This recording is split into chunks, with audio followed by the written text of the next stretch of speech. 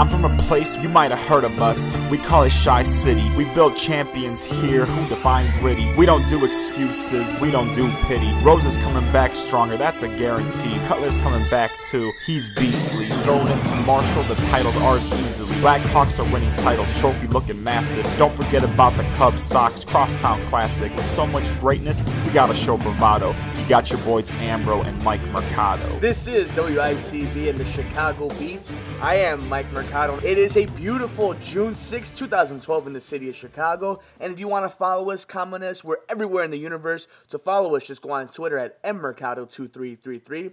Or you can watch us on Facebook and on YouTube /MikeMercado2333.com. And last night we had a phenomena. Something that only happens just as rarely as Halley's Comet, it seems nowadays. The Cubs won a game. Not only did they win a game, they won a game with Ryan Dempster pitching. And not only did they win a game with Ryan Dempster pitching, they won a game with a shutout. Not only did they win a game with Ryan Dempster pitching in a shutout, they scored 10 runs.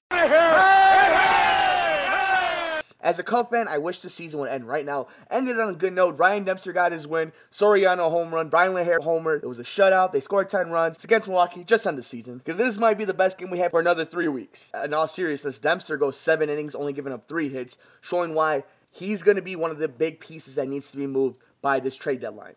He's one of the only ones who has any trade value on the Major League team right now.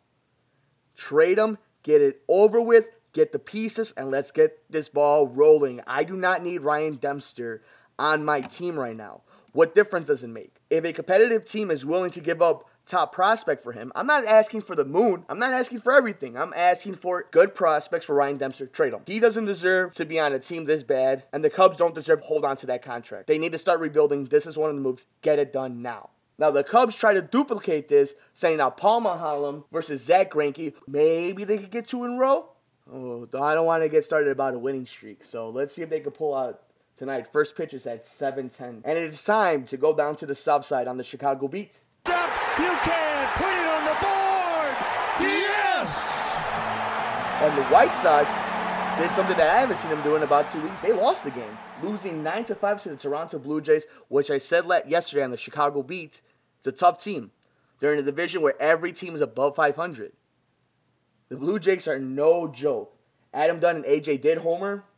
Phil Humber still kind of struggling though. Throws the perfect game, finally gets a win after it, but still not quite there. Might be that weak link in the rotation. He goes 5 innings, giving up 7 hits, 5 runs, including 2 home runs.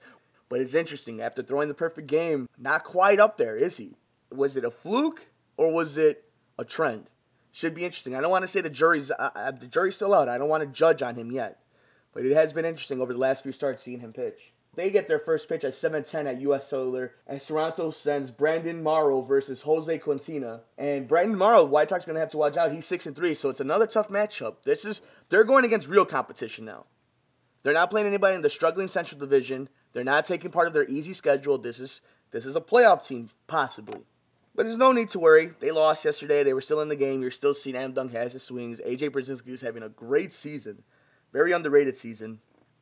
As long as you have Paul Konerko healthy throughout the rest of the season, the White Sox will still make the playoffs, but there is concern. You haven't seen them really take it to the best teams in the league yet.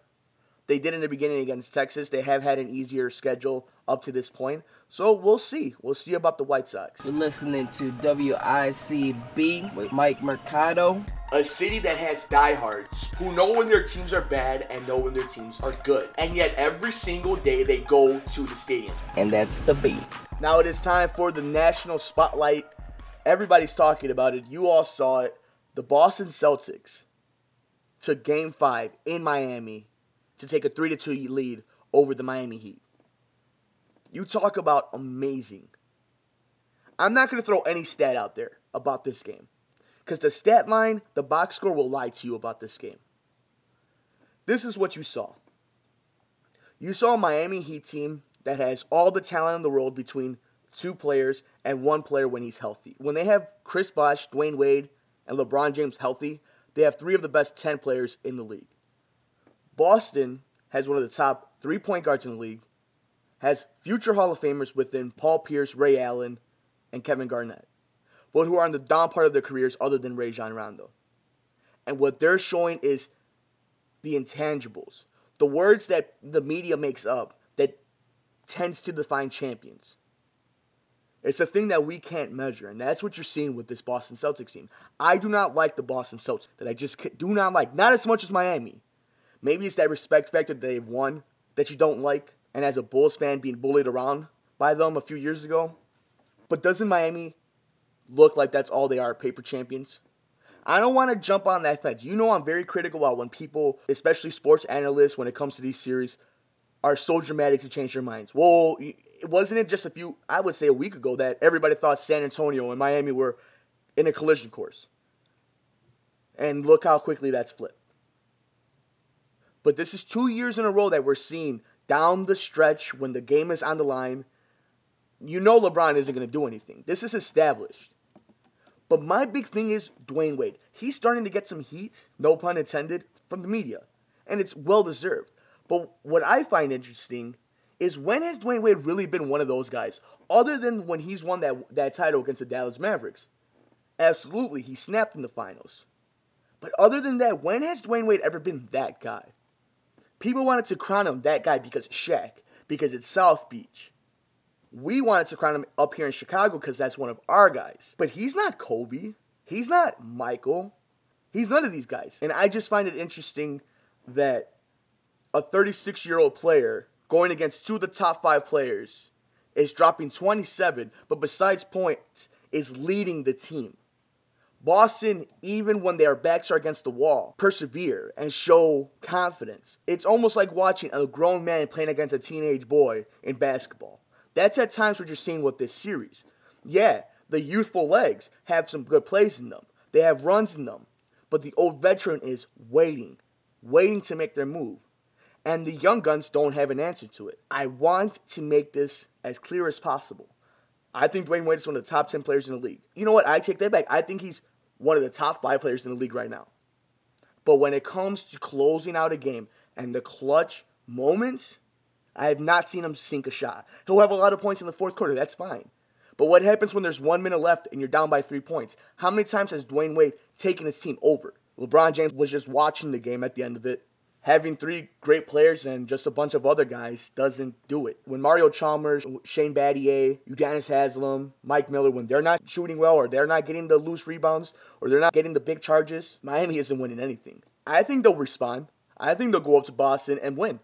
Miami has shown they're a really good road team. I think they could go up to Boston and win it. But to win 2 straight games with all the pressure in the world on you, and then not just that, then they still have to go into the finals, probably Oklahoma City. Their chances of winning the finals went from slim to none to almost impossible just on the pressure meter alone. But what did I say in the beginning of this? It is a shame that the Chicago Bulls got hurt, did not have the opportunity to get into this round. Because I believe whether it be the Boston Celtics or the Miami Heat, if every player on the Chicago Bulls was playing right now, 75 to 85% in that range, the Chicago Bulls would be heading to the NBA Finals. And I truly believe that. Because there's not one thing that Boston or Miami does on the court that would scare me matchup-wise when it comes to the Bulls. And I'm not talking about 100% healthy. I'm talking 75 to 85% healthy. The Bulls will be in the NBA Finals. Now, would they beat San Antonio or Oklahoma City? I don't know. But I am damn sure they would have gotten out of the Eastern Conference. Still been a great playoffs. And they continue tonight. OKC, the Oklahoma City Thunder, the young gun, with 2 23-year-olds and 1 22-year-old, taking out the veterans, the 3-time NBA champion San Antonio Spurs, up 3 games to 2 after winning in San Antonio.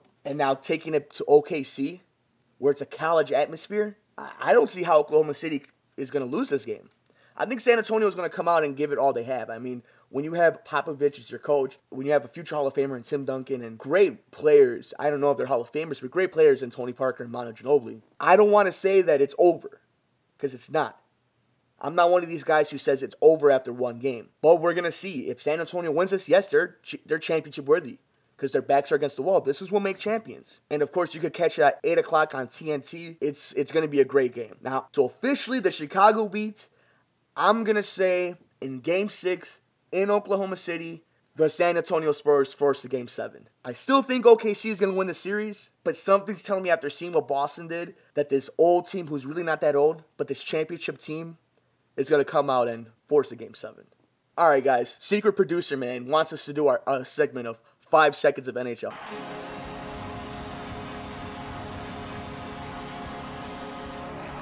I'm not going to be that disrespectful. Usually I am, but I'm not going to be today. The LA Kings are 60 minutes away from winning their first Stanley Cup in franchise history. Now that may not be a big deal, but it became a big deal to me when I saw they went from NBC to NBC Sport. Look, I'm from Chicago. I'm a Blackhawks fan. I'm not going to say I'm a diehard like I am, the Bulls, the Bears, the Cubs. But for the Stanley Cup, which in my personal opinion, other than the Super Bowl, this is the toughest championship to win. It's a Stanley Cup. And for it to be on NBC Sports, yes, I understand everybody has cable, but America's Got Talent is going to replace the Stanley Cup. So no, I'm not going to do 5 seconds of hockey. Secret producer, man. Okay? That was 15 seconds of NHL hockey on the Chicago Beat.